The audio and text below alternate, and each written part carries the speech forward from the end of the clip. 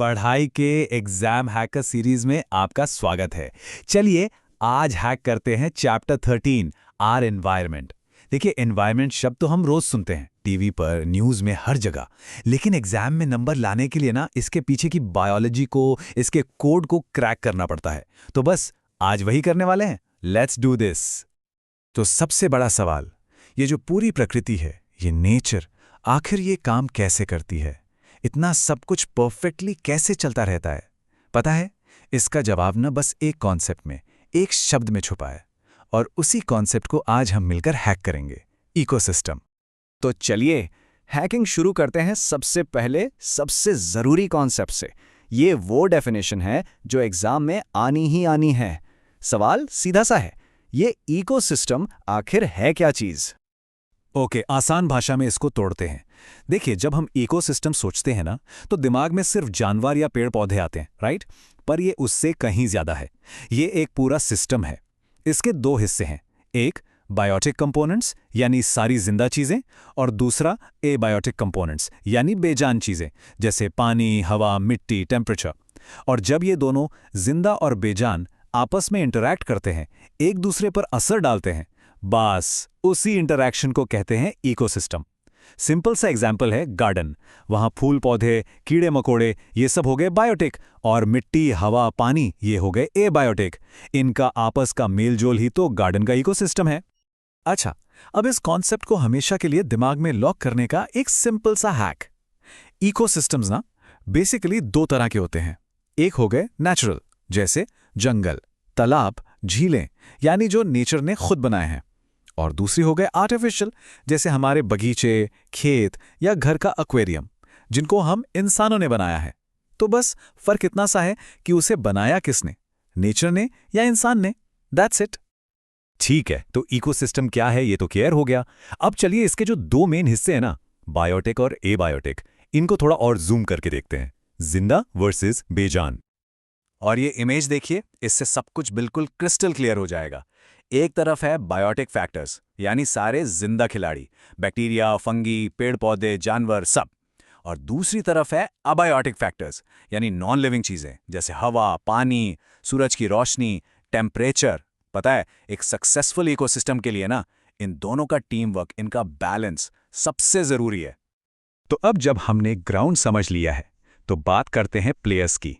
इस इकोसिस्टम के गेम में आखिर में प्लेयर्स कौन हैं? हम इन्हें आसान भाषा में उनके खाना खाने के तरीके के हिसाब से अलग अलग टीम्स में डिवाइड कर सकते हैं। चलिए मिलते हैं इन सब से। मोटे तौर पर देखें तो तीन मेन रोल हैं इस गेम में। नंबर 1 प्रोड्यूसर्स यानी द मेकर्स, नंबर 2 कंज्यूमर्स यानी द ईटर्स, और नंबर 3 डीकंपोजर्स यानी द रिसाइकलर्स। चलिए अब एक एक करके इन तीनों को डीकोड करते हैं। तो सबसे पहले आते हैं टीम के रॉकस्टार्स, प्रोड्यूसर्स। इन्हें आप पूरे इकोसिस्टम का शेफ समझ लीजिए। क्यों?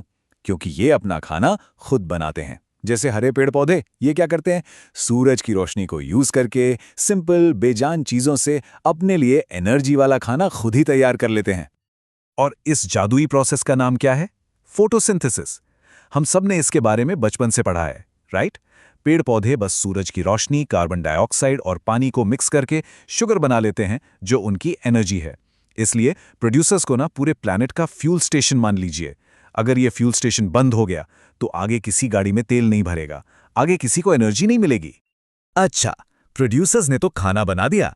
अब आते हैं कंज्यूमर्स, यानी वो जो इस खाने को खाते हैं। ये अपने खाने के लिए सीधे सीधे प्रोड्यूसर्स पर डिपेंड करते हैं।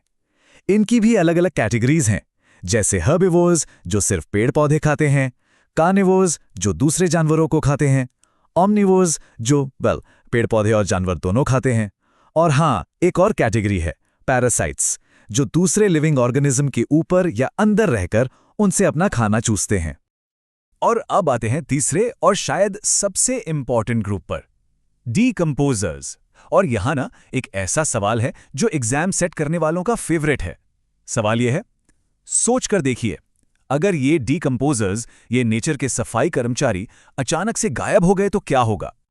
इस सवाल का जवाब ही डीकंपोजर्स की असली ताकत को सामने लाता है। देखिए, डिकम्पोजर्स जैसे कि बैक्टीरिया और फंजाई ये क्या करते हैं, ये मरे हुए पेड़ पौधों, जानवरों और उनके वेस्ट को तोड़ते हैं, उसे सड़ाते गलाते हैं। वो कॉम्प्लेक्स चीज़ों को सिंपल न्यूट्रिएंट्स में बदलकर मिट्टी में वापस डाल देते हैं और फिर वही न्यूट्रिएंट्स पेड़ पौधे यूज़ करते हैं। तो ये एक साइकिल है। अब सोचिए, अगर ये ना हो तो क्या होगा? हर तरफ मरे हुए जीवों और कचरे के ढेर लग जाएंगे, मिट्टी से सारे न्यूट्रिएंट्स खत्म हो जाएंगे, वो बंजर हो जाएगी और आखिर में जिंदगी का पूरा साइकिल ही रुक जाएगा, जैम हो जाएगा। चलिए, तो प्लेयर से तो मुलाकात हो गई, अब असली खेल देखते हैं। आखिर कौन किसको खाता है? ये एनर्जी एक प्लेयर से दूसरे तक आखिर जाती कैसे है? इसको समझने का सबसे आसान मॉडल है फूड चेन। फूड चेन मतलब एक सीधी लाइन जो बताती है कि कौन किसको खाता है। फॉर एग्जाम्पल, घास को हिरण ने खाया और हिरण को शेर ने। सिंपल। यहां घास हो गए प्रोड्यूसर, हिरण हो गया प्राइमरी कंज्यूमर और शेर हो गया सेकेंडरी कंज्यूमर। और हां, इस चेन के हर स्टेप को, हर लेवल को एक स्पेशल नाम दिया गया है, ट्रॉफिक लेवल। पर एक मिनट, क्या नेचर सच में इतनी सिंपल है, एक सीधी सड़क की तरह? बिल्कुल भी नहीं। असलियत तो इससे कहीं ज्यादा कॉम्प्लेक्स और इंटरेस्टिंग है। असलियत में एक सीधी लाइन नहीं, बल्कि एक फूड वेब होता है, एक जाल। ये क्या है? ये बहुत सारी फूड चेन्स का एक इंटरकनेक्टेड नेटवर्क है। मतलब रियल लाइफ में एक जीव को सिर्फ एक ही दूसरा जीव नहीं खाता, कई ऑप्शंस होते हैं। जैसे एक छोटे से मेंढक को सांप भी खा सकता है और हो सकता है उसे एक बाज भी उठा ले जाए। इसलिए ये एक सीधी लाइन नहीं है, ये एक उलझा हुआ जाल है। और यही इकोसिस्टम की असली तस्वीर है। ठीक है, तो इकोसिस्टम का स्ट्रक्चर, प्लेयर्स, गेम सब समझ आ गया। लेकिन नेचर में ना एक अनजाना सा एक हिडन रूल भी काम करता है, एक ऐसी एनर्जी लिमिट जो सब कुछ कंट्रोल करती है। तो अब इस रूल को समझने के लिए एक सवाल, कभी सोचा है कि फूड चेन्स हमेशा इतनी छोटी क्यों होती है? मतलब 3, 4 या ज़्यादा से ज़्यादा 5 स्टेप्स में ही खत्म। हमने कभी 10 स्टेप वाली फूड चेन क्यों नहीं देखी?